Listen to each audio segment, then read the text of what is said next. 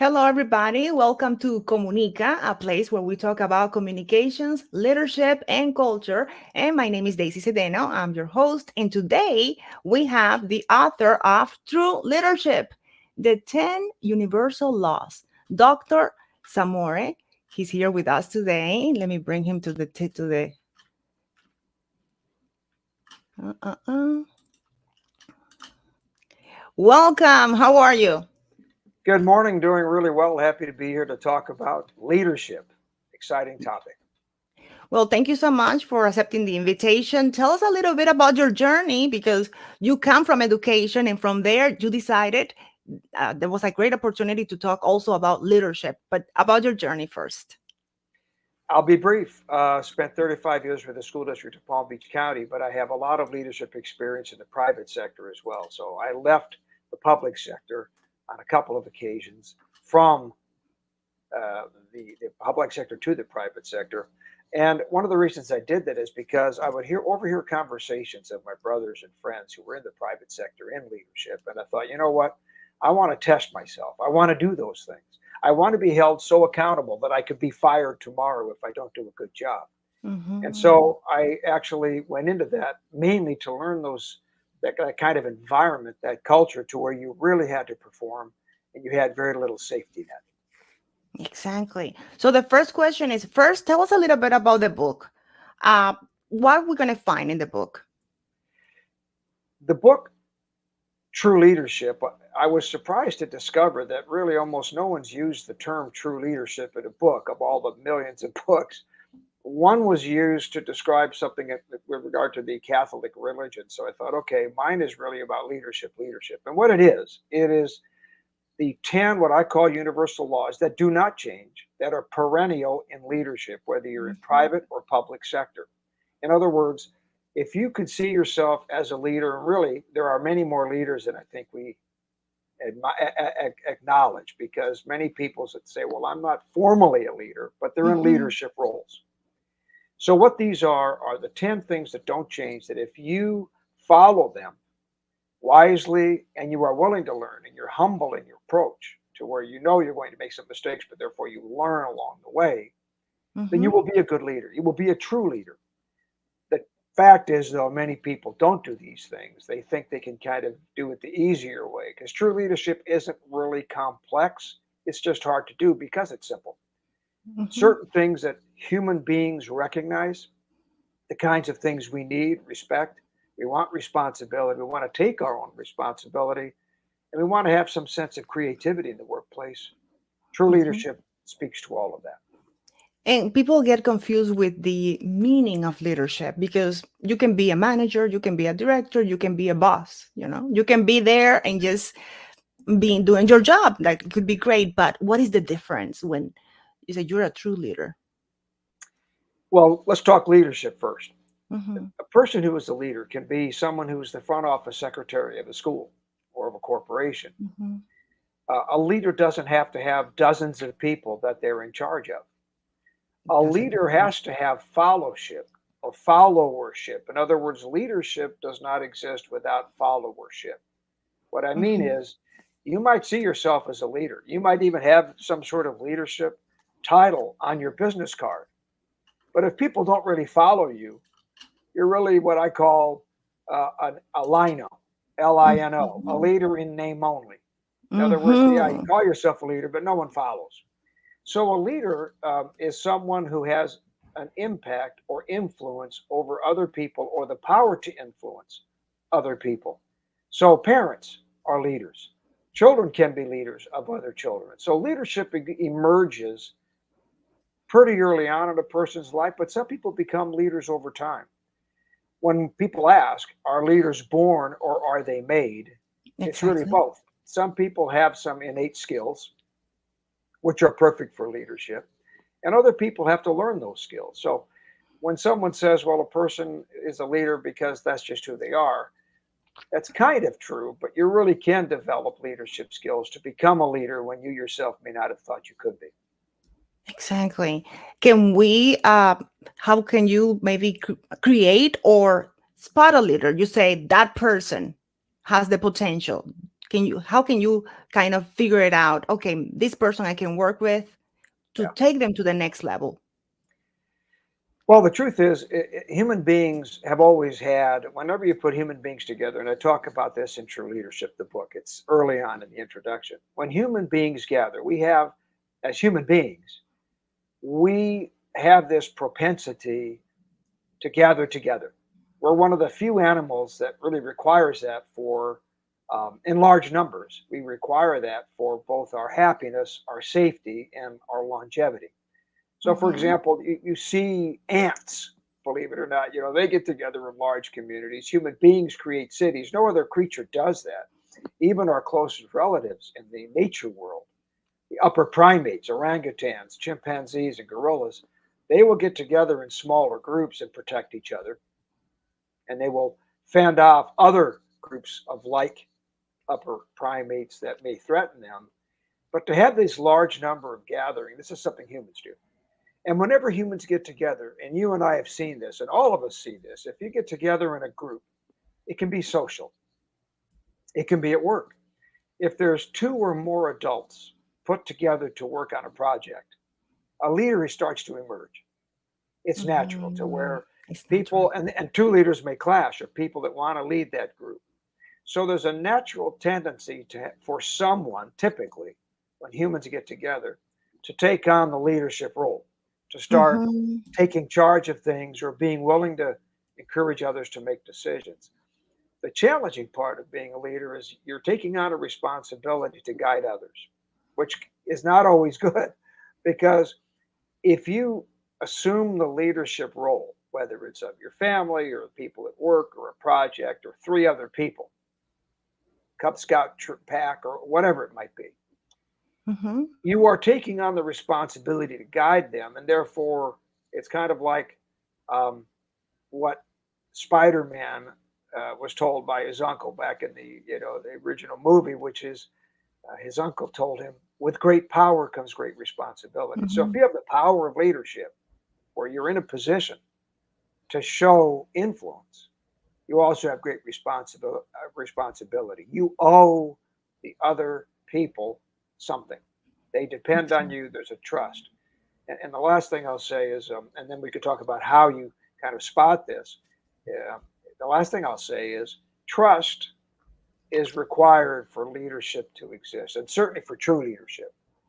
There has to be trust in and among the people who are part of that community for a leader to be a true leader. So, Mm-hmm.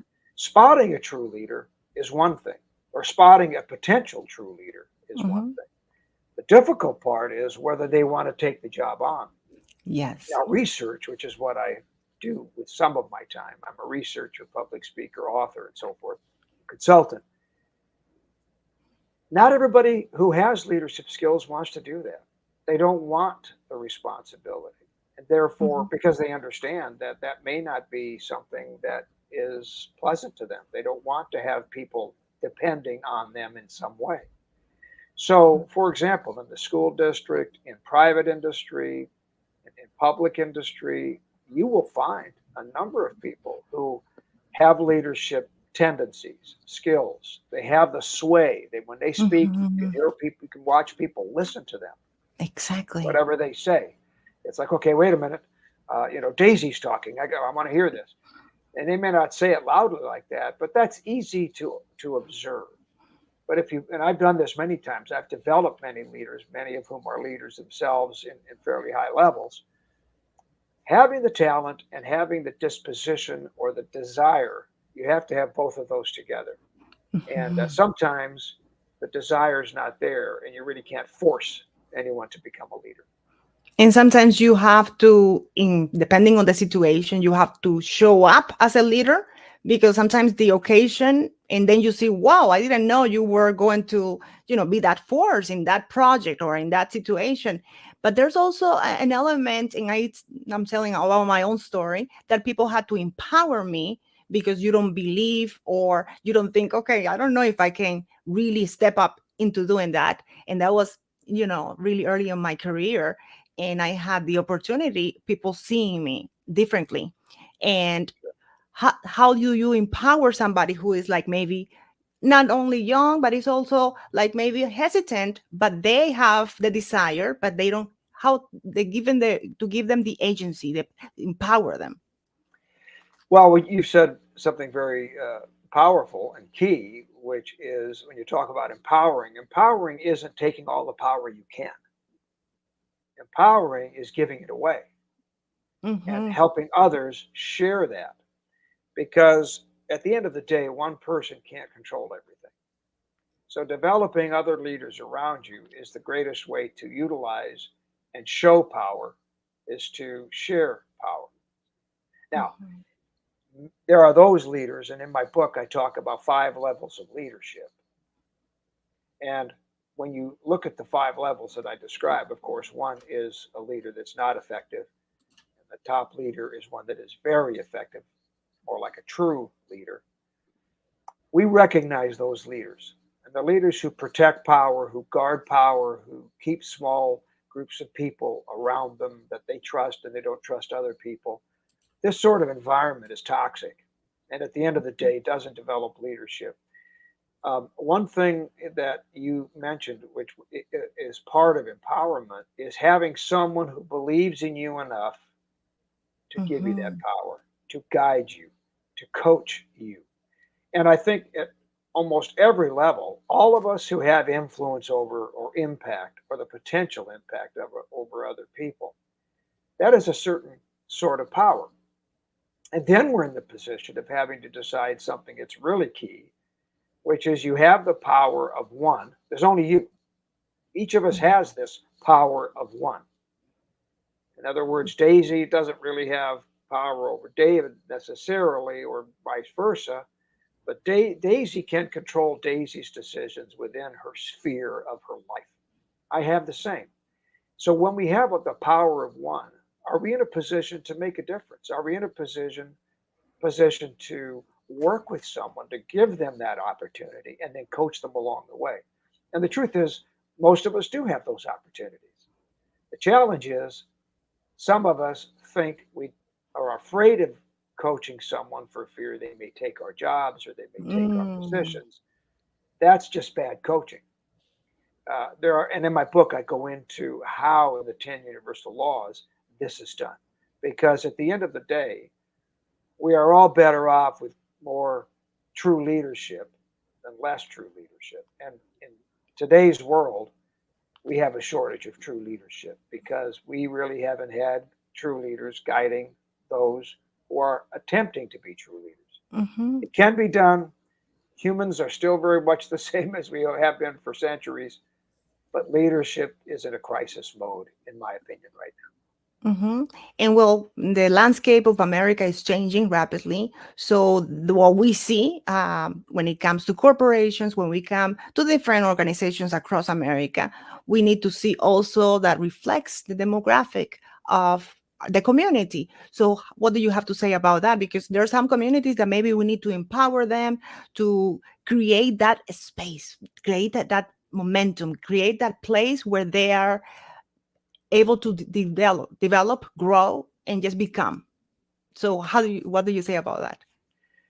well, everything you said is a very topical issue. We live in a climate now where certain parts of the country, including Florida right now, the whole notion of that entire word diversity is one that's in some sectors is kind of a word you just don't say publicly, but that's silly because at the end of the day, we're different from each other. And before I kind of address how we go about doing that, A, I will say it's important. And Mm-hmm. B, again, the power of one. Every one of us has a chance to make some difference in that. But I would caution people about that term. And I use the word diversity, equity, inclusion because those things are important and they exist, and I promote those. But diversity is more than optics. And I talk about that in true leadership. Some people are happy to just think, well, you know what, if I go after this and kind of the Disney, it's a small world, everybody has a different shade of skin and different clothing, and okay, well, I'm done. No, diversity is a much more in depth and Mm-hmm. expansive interpretation. So, for example, a lot of us forget about diversity of age. Of course, we think about diversity of sex and gender. We want, men, women involved. Uh, But do we have diversity of thought? Do we have Mm, diversity of um, where people come from, their roots, their journeys? Because if everyone or most people in an organization come from a similar journey, this part of the world, this kind of lifestyle, this sort of income level, then it produces a certain kind of person, which no matter what they may look like on the outside, that really isn't diversity. So I think that we owe it and we can find diverse people. And I mean, in my book, I list at least 18 kinds of diversity, which are important. And I myself modeled that as a leader to where I created the most diverse group of adults in my organization that existed in the 10th largest school district in the United States. But that group represented 65% bilingual, and it wasn't just Spanish English, which is important. mm-hmm. Yes. But I had diversity of age, point of view, gender, nationality, 17 nationalities in the adults, and I sought them out. So, Daisy, I think what happens is some people kind of quit easily or quit early. Mm-hmm. They think diversity is optics. Okay, I'll hire this person. I get one Latino doing this, or I get, you just started the process. You really haven't done much with it. And then the second piece of that is hiring or bringing diversity in all these definitions Mm-hmm. into an organization. Your job isn't over because one of the things I work on is how to deal with people of different cultures, different backgrounds, different points of view, diverse people, truly diverse, Mm-hmm. to work together To work because together. we have certain assumptions. I'll give you an example. Time. Not if you have different cultures in an organization, if you have a diverse organization, you have people who see time differently. That's just one example. Yes. If you say the meeting starts at 9 o'clock, well, what does that mean? And you might. So one of the things I advise in this book is because you may have very different views. Coming a few minutes late is okay. And others it's not. I say go with cell phone time. Everybody has a cell phone. At work, we use cell phone time. Wow. There's so much we can cover. Leadership is one of my favorite topics. Yeah, like I told you before, I have a master's in leadership because I know how can be and before and after when you know this, when you understand how powerful it can be for your organization and for your life for as a professional. Sure. And I think this is a very important topic. I am really excited to see the book. You can find it in Amazon and you can also go into the website, davidsamore.com, correct? That's correct. Yes, and here's the book, True Leadership, the 10 Universal Laws. If you can tell me one law that is your special one, there's one that you just, uh, I mean, maybe you have more than one, but one that you can say, this one is one of the most powerful in my book. Just That's mentioning it. the one I'll start with that I'll mention is universal law number one, which is job one never changes. And what that is in all leadership, the most fundamental and important recognition is that relationships are center to true leadership. Good Wow. relationships. Every true leader sees relationships as the epicenter of a good organization, of leading people together. If you don't know people, you can't lead people. And relationships will always be the most important factor in all leadership. Wow, I love it. I think we're going to end like that. If you don't know people, you cannot lead people. Well, thank you so much. Thank you very much, Daisy.